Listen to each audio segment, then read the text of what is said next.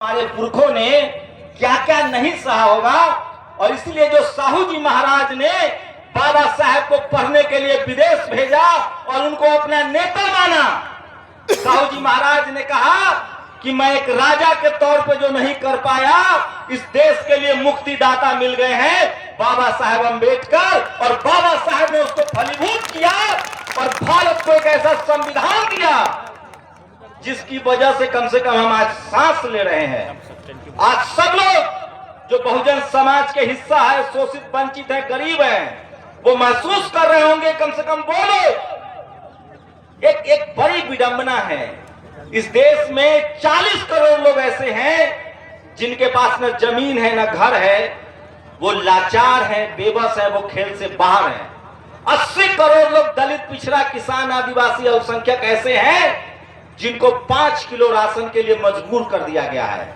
हम उसी लाइन के हैं, गलती से पढ़ लिख गए, आरक्षण की वजह से आईएमसी पहुंच गए, पत्रकार बन गए, तो 15 करोड़ SC ST OBC के लिस्ट में आ गए हैं। मैं लास्ट बात करके खत्म करूंगा।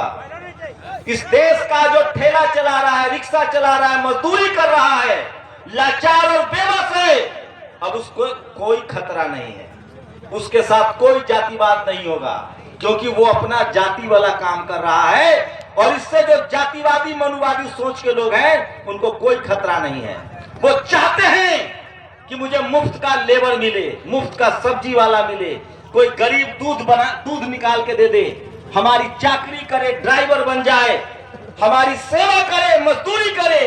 वो सस्ता मजदूर चाहते हैं। इन जातिवादी मनुवादियों को अब मुश्किल है उन लोगों से, अब इस देश में उन दलित, पिछड़े, किसान, आदिवासी, अल्पसंख्यक जो IAS बन गए हैं, MP MLA बन गए हैं, कलेक्टर बन गए हैं, या जो मेरे तरफ पत्रकार हैं, जो दलित थे, पिछड़े थे, किसान थे, आदिवासी थे, अल्पसंख्यक थे, जिनका सपना है कि जज बनना है, कलेक्टर बनना है, फिल्म बनाना है, किसी भी फील्ड में जाना है, वहां जहां उनको जाने की मनाही थी, जहां मान सम्मान है, पैसा है, शोहरत है, कोई दलित, पिछड़ा, किसान, आदिवासी, अल्पसंख्यक अगर इसी तरह से जातिवाद, मनुवाद सत्ता में आता रहा और इसी तरह से वो डर कायम रहा, तो जो पढ़ा लिखा 15 करोड़ दलित, पिछड़ा, किसान, आदिवासी, अल्पसंख्यक है, जिसके शरीर पर कपड़ा है, जो नौकरी कर रहा है, अब उसकी खतरे की बारी है। न उसकी नस्लें अब नेता बन पाएगा, न नौकरी कर पाएगा।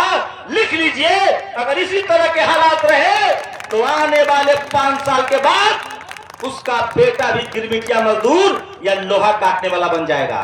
इसलिए जिम्मेदारी उन तमाम दलित, पिछड़े, किसान, आदिवासी, अल्पसंख्यक और पढ़े लिखे गरीबों की है जो सम्मान की जिंदगी चाहते हैं। और शुक्रिया नीरज कि आप इस जिम्मेदारी को उठा रहे हैं, एक पत्रकार के तौर पे भी और एक सोशल जस्टिस के योद्धा के तौर पे भी बहुत बहुत शुक्रिया।